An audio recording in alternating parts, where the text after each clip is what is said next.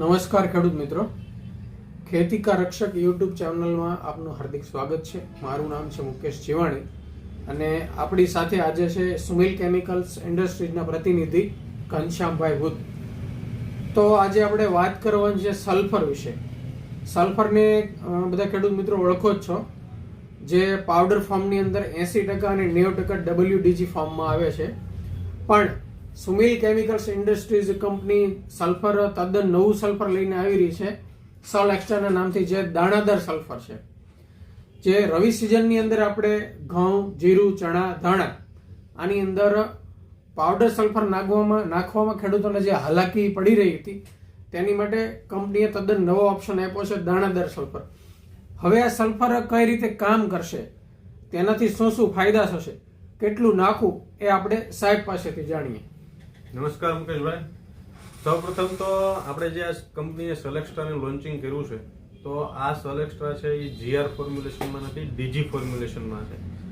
અને એના જે બેનિફિટ છે, એને આખી બનાવટ છે એ SRT ટેકનોલોજી પર બનાવેલી છે, કે જેમાં સલ્ફરનો જે દાણો છે એ 3 અલગ અલગ લેયરમાં આવે છે. દાખલા તરીકે જે ઉપરનું જે લેયર છે, સૌથી ઉપરનું, એ 5 માઇક્રોનનું લેયર છે. વચ્ચેનું જે લેયર છે એ 15 માઇક્રોનનું લેયર છે, અને હાવ જે અંદરનું જે નીચેનું લેયર છે એ 35 માઇક્રોનનું લેયર છે.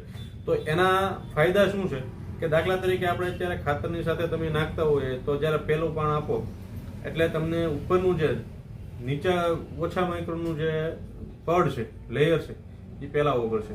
આપણે જોઈએ જ છે કે ભાઈ કોસામિલ DF છે કે ગોલ્ડ છે, એમાં આપણે 2 થી 3 માઇક્રોનની સાઈઝનો દાણો આવે, બરોબર છે, તો એ પાણીમાં નાખવાની સાથે જ ઓગળી જાય છે. તો આને આપણે ખાતરની સાથે આપવાનું છે અને એને લાંબા સમય સુધી ટકાવી રાખવાનું છે, બીજા ખાતરની જેમ એને ઉપયોગ થાય તે માટે.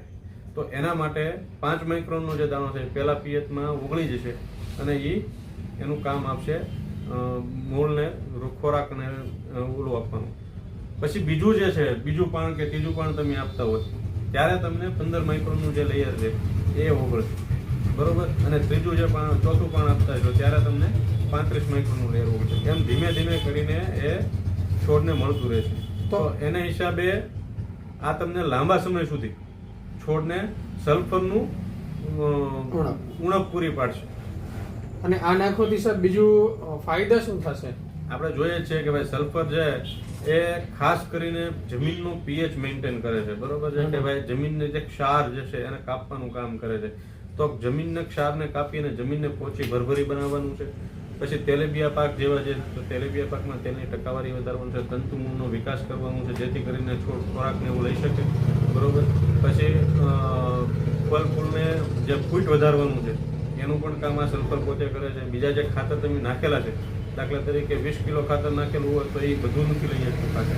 તો એને વધારે કઈ રીતના છોડ લઈ શકે તે માટે આ સલ્ફર મહત્વનો ભાગ ભજવે છે. બીજું ઘઉંના પાકમાં નાખવાથી, ઘઉં તો તેલીબિયા પાક નથી, તો એમાં નાખવાથી શું ફાયદો થશે? તો ઘઉંમાં ગ્લુટેનનું પ્રમાણ વધારે હોય છે, બરોબર છે. તો ગ્લુટેનમાં એને જે ગ્લુટેનનું પ્રમાણ વધારવા માટે, જેથી કરીને આપણે જે ઘઉંની રોટલીને એવું બનાવીએ છીએ તો એ પોચી અને એકદમ મુલાયમ થાય છે, બરોબર.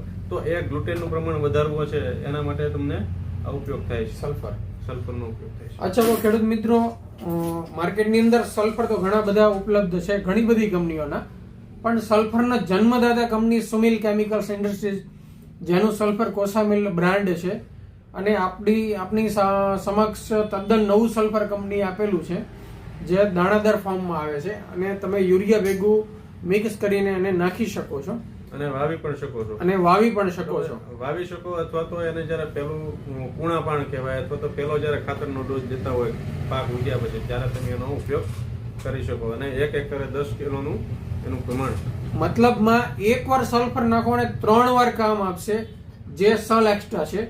તો આની વધારે માહિતી માટે તમે મારા કોન્ટેક્ટ નંબર ઉપર મને કોન્ટેક્ટ કરી શકો છો. મારો નીચે સ્ક્રીન ઉપર મારો કોન્ટેક્ટ નંબર આપેલો છે. જય ભારત.